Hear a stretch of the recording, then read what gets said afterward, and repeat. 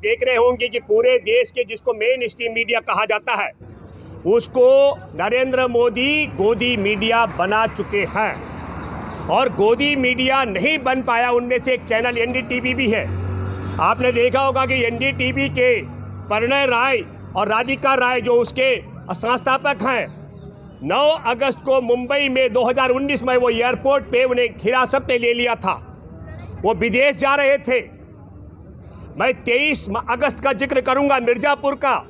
मिर्ज़ापुर में एक पत्रकार, उसने मध्याह्न भोजन तो दोपहर का बच्चों को खिचड़ी वाला जो सिस्टम होता है सरकारी विद्यालय में भोजन मिलता है, उसने बच्चों को नमक में रोटी खिलाई जा रही थी, उसका वीडियो बनाया, उस पर देशद्रोह का मुकदमा बनाया गया। ये सब इसलिए हथकंडे थे क्योंकि एनडीटीवी को गोदी मीडिया बना पाने में मोदी सरकार असफल रही। और पवन जायसवाल जिसने वो दोपहर के भोजन में नमक और रोटी मिर्ज़ापुर में दिखाया था 2019 में, उसके भी अलग अलग तरीके की रिपोर्टिंग से सरकार परेशान थी।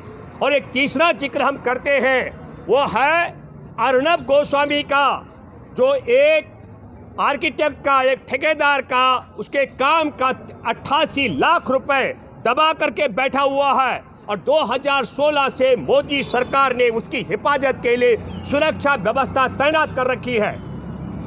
अन्वय नायक जब अपने पैसे के लिए, अपनी वसूली के लिए, अपने बकाया रकम के लिए अर्नब गोस्वामी के पास जाता था तो भारत की मोदी सरकार की पुलिस, अमित शाह की पुलिस, तब राजनाथ सिंह गृह मंत्री थे, इनके वो जो सुरक्षा कर्मी हैं वो किसी भी कीमत पर अन्वय नायक को, अर्नब गोस्वामी को नहीं मिलने देते थे।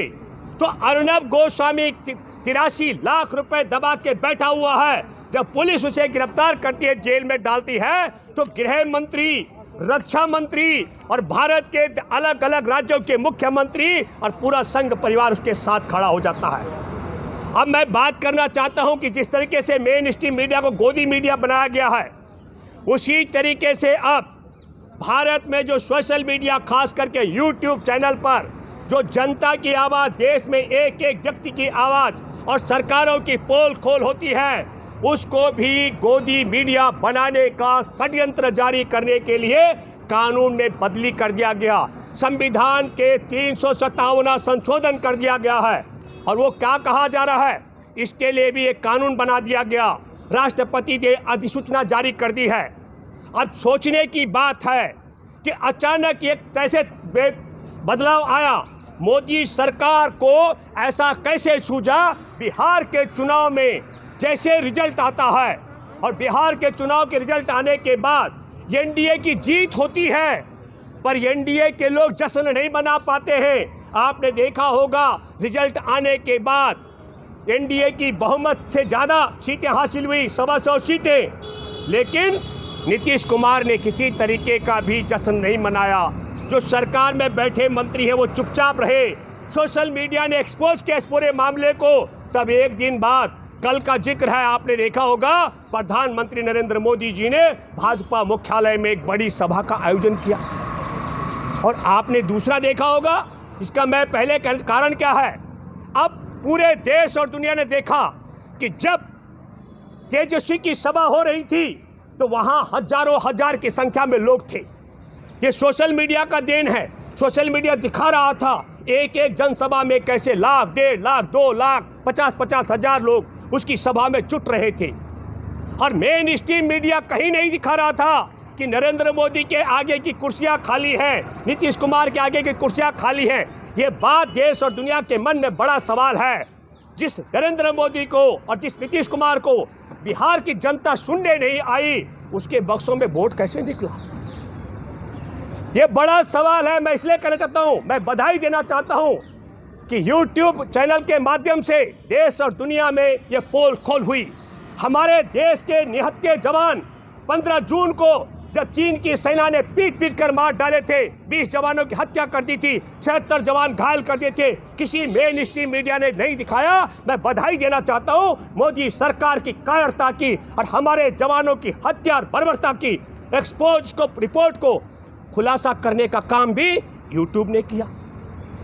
14 फरवरी 2019 को पुलवामा में जब हमारे 40 जवानों की हत्या हुई, हत्या मैं इसलिए कहूँगा कि खुफिया एजेंसी की रिपोर्ट थी मोदी सरकार के पास कि आतंकी हमला होगा और RDX से हमला होगा। मोदी सरकार ने वो रिपोर्ट खारिज कर दी थी। आला अधिकारियों ने कहा था कि जवानों को जिंदा और सुरक्षित पहुंचाने के लिए जहाज दो, मोदी सरकार ने खारिज कर दी थी। और मोदी उस दिन जंगल में थे। मैं बधाई देना चाहता हूं कि एक तरफ खुफिया एजेंसी की रिपोर्ट खारिज करना, जहाज की मांग को खारिज करना, और वहां जवानों के शव के टुकड़े पड़े हुए थे, और जंगल में नरेंद्र मोदी एक विदेशी गोरे के साथ में शूटिंग पर व्यस्त थे। ये बात भी हमारे देश के YouTube चैनल ने एक्सपोज की। अब आप समझ लीजिएगा, हमारे देश में आप सब लोगों ने देखा कि फिल्म इंडस्ट्री के नायक ये कलाकार सुशांत सिंह राजपूत ने आत्महत्या की। 3 महीने से ज़्यादा समय तक उसकी आत्महत्या को हत्या और 15 करोड़ रुपए का गबन का षड्यंत्र मेन स्ट्रीम गोदी मीडिया बताता रहा, लेकिन समय समय पर पोल खोल करता रहा YouTube चैनल के माध्यम से, सोशल मीडिया पर, कि नहीं, सुशांत सिंह राजपूत ने आत्महत्या की। वो चरस और गांजा का आदी था। चरस और गांजे के आदी के अलावा वो मानसिक तौर पर भी परेशान था, उसने आत्महत्या की।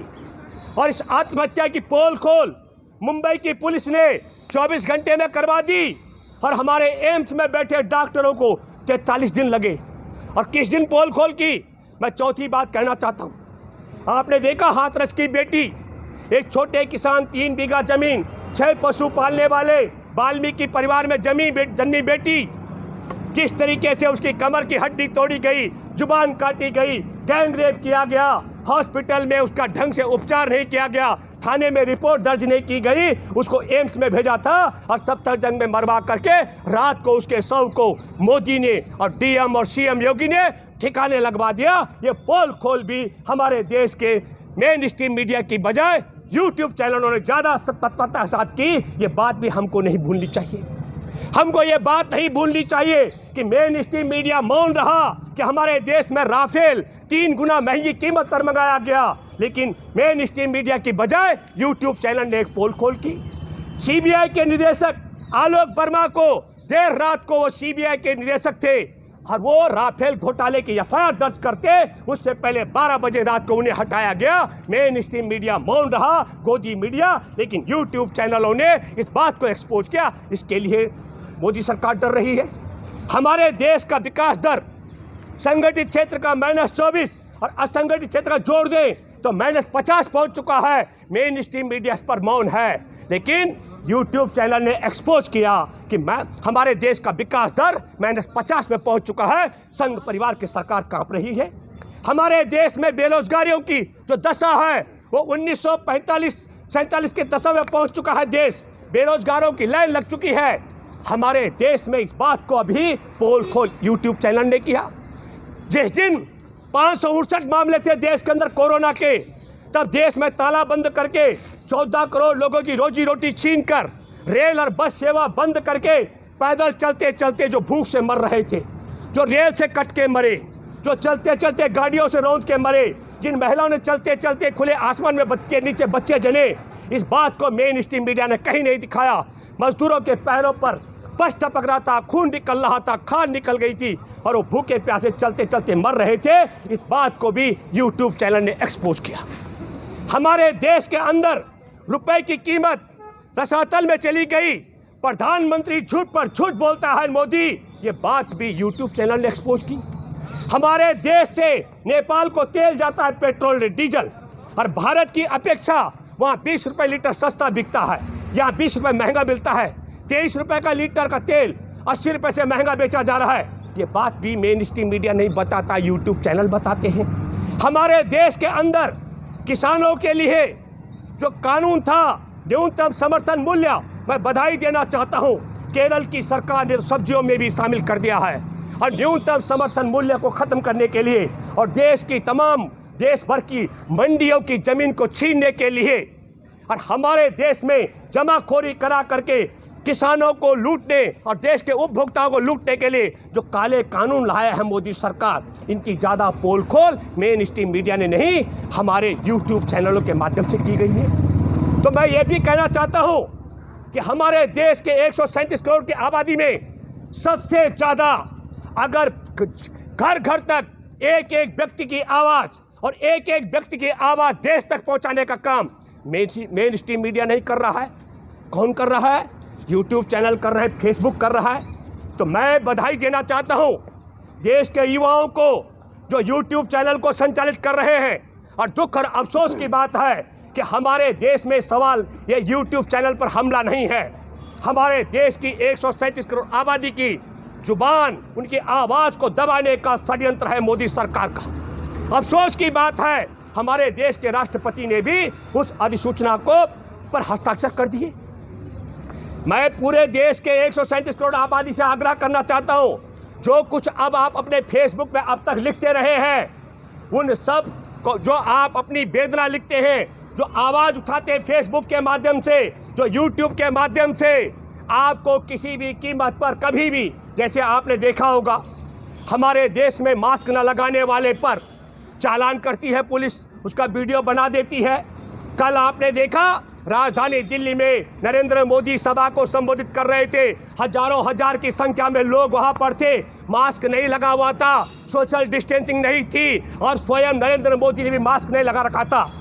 दिल्ली पुलिस से मैं आग्रह करता हूं नरेंद्र मोदी पर सोशल डिस्टेंसिंग का उल्लंघन करने का, मास्क न लगाने का और कोरोना काल में हजारों हजार की संख्या में सभा को संबोधित करने का मुकदमा दर्ज किया जाना चाहिए। मैं मांग करता हूं आपके माध्यम से, जो भाजपा मुख्यालय में हजारों लोग जुटे हैं, उन सब पर मास्क न पहनने का, सोशल डिस्टेंसिंग का और कोरोना फैलाने का मुकदमा क्यों नहीं दर्ज होना चाहिए। मैं परसों यहाँ जंतर मंतर पर था, पुलिसकर्मी आए, धरने पे बैठे 3 महिलाओं का फोटो खींचा और उनका चालान किया गया। मैं ये बात इसलिए कहना चाहता हूँ, अगर मास्क से कोरोना रुकता है तो मोदी बताए कि मोदी बिना कोरोना के, बिना मास्क के कल सभा को संबोधित क्यों कर रहे थे।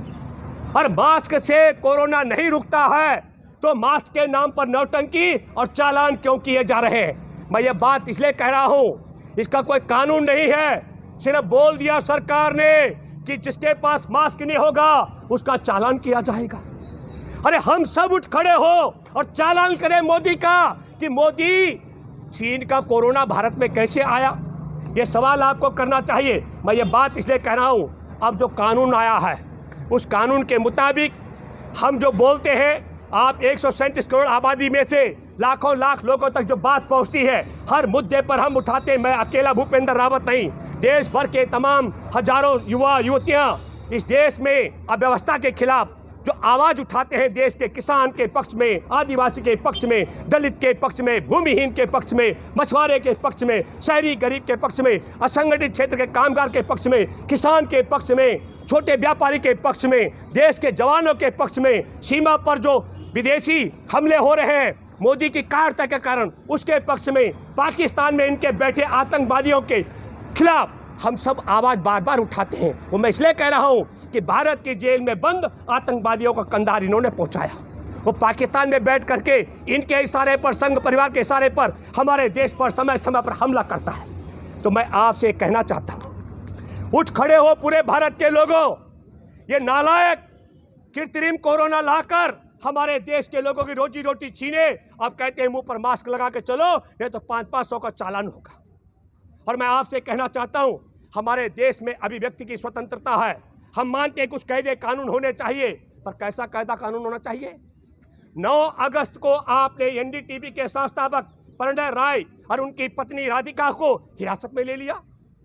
आपने पवन जायसवाल को, जो रोटी और नमक खिला रही थी योगी सरकार दोपहर के भोजन में बच्चों को, उसकी वीडियो बनाने वाले को जेल में डाल दिया।